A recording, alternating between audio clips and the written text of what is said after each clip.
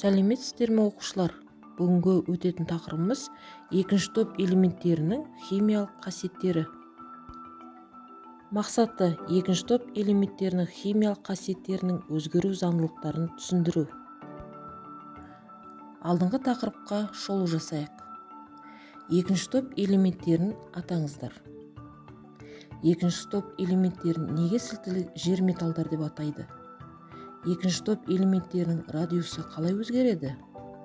Екінші топ элементтерінің физикалық қасиеттері қандай?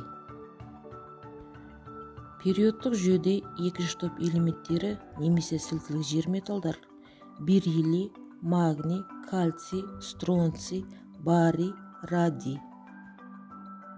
Сілтілік жер металдар период бойынша немесе жоғарыдан төмен қарай атомдарының радиусы, тотыстандырыш қасиеті, металдық қасиеттер артады, ал иондану энергиясы және электр терістілігі азаяды.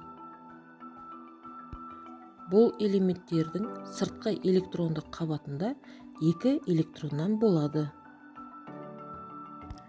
Химиялық қасиеттеріне тоқталып кетейік. Кальций, стронций, барий ауада оңай тотығады, сондықтан олар ауа қатысынсыз сақталады. Ал бериллий, магний оттекпен қыздырғанда әрекеттеседі. Кальций оттегімен әрекеттесіп, кальций оксид түзіледі.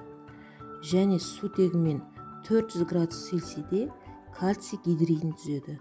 Бериллий хлормен әрекеттесіп, бериллий хлорид түзіледі. Барий күкіртпен әрекеттесіп, барий сульфидін түзеді. Барий және фосформен әрекеттесіп, барий фосфид түзіледі. Кальций азотпен тікелей әрекеттесетін санаулы металдардың бірі. 500 градус Цельсийде азотпен әрекеттесіп, кальций нитридін түзеді. Сумен әрекеттесуі қалыпты жағдайда бериллий мен магнийден басқа металдар сумен шабытты әрекеттесіп, сутек бөледі. Мысалы, кальций сумен өте жақсы реакцияға түсіп, кальций гидроксиді және сутек газы бөлінеді. Ал магний болса, тек қыздырған кезде ғана әрекеттеседі. Бұнда магний гидроксиді және сутек газы бөлінеді. Қышқылдармен әрекеттесуі тотықтырғыш емес қышқылдардың ерітіндісімен әрекеттеседі. Мысалы, магний тұз қышқылмен реакцияға түсіп, магний хлориді және сутек газы бөлінеді. Ал бериллий сұйытылған күкірт қышқылмен реакцияға түсіп, бериллий сульфаты және сутек газын бөледі. Енді тәжірибелерге назар аударайық. Магнийдің сумен әрекеттесуі. Магнийдің ұнтағын отқа қыздырып аламыз. Оны дайын тұрған суға салсаңыз, шашырап реакцияның жүргенін көруге болады. Нәтижесінде магний сумен әрекеттесіп, магний гидроксиді және сутек бөлінеді. Магнийдің кремнийдің 4 валенті оксидімен әрекеттесуі. Ол үшін магнийдің ұнтағыменен кремнийдің 4 валенті оксидін проверкаға салып, оны кішкене қыздырамыз. Қыздырғанда одан жарқ етіп от шығады. Нәтижесінде химиялық реакция жүреді. Бірақ бұл жерде байқағаныңыздай, қатты қызып тұрған магнийді құмменен өшіруге болмайды. Реакция нәтижесінде магний оксиді және кремний бөлініп шығады. Магнийдің көміршікл газымен әрекеттесуі. Бұл үшін борды проверкаға салып, оны штативке бекітемізді, үстіне тұз қышқылын қосып, химиялық реакция жүргіземіз.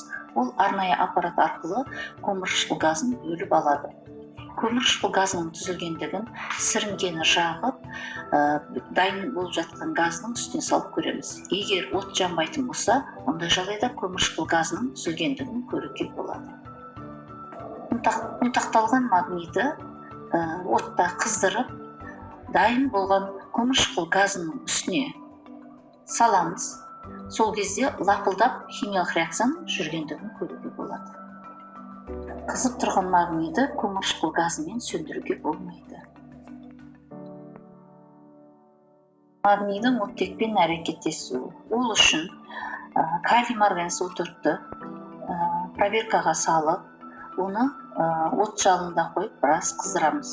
химиялық реакция жүреді да нәтижесінде таза оттек бөлініп шығады.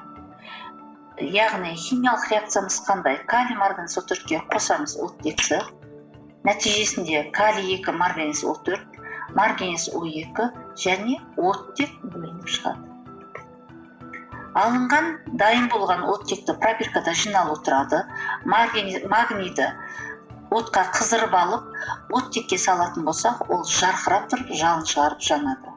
Бұл қасиетіне байланысты біз магнийді фотопленкаларды алуда қолдануымызға болады. Кальций ақ күмістей жылтыр металл. Ауада тез тотығады. Сондықтан керосиннің астында немесе шыны ыдыста сақталынады. Кальцийдің химиялық қасиетіне келетін болсақ, кальций сумен әрекеттеседі. Нәтижесінде кальций гидроксиді және сутек бөлінеді. Кальций гидроксиді тұнбаға түзіледі. Кальций гидроксиді мен сутектің қоспасын жағатын болсақ, ондай жағдайда кірпіштей жалын, қызыл түсті жалын түзіледі. Кальций ионы бар екендігін анықталынады. Кальций тұз қышқылмен әрекеттесіп келесі қасиеті нәтижесінде кальций хлориді және сутек бөлінеді. Кальций хлоридіне біз қосымша натрий сульфатын қосатын болсақ, ондай жағдайда ол жерде тұнбаның түзілгенін байқауға болады. Бұл күнделікті тұрмыста қолданылатын кальций сульфаты.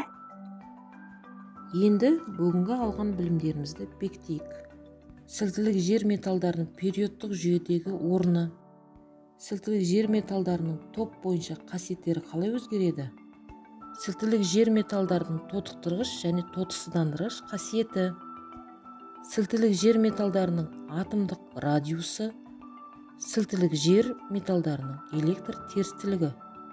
Осы сұрақтарға жауап берейік. Үй тапсырмасы. Кестені физикалық, химиялық қасиеттеріне қарай толтырасыздар. Назарларыңызға рахмет.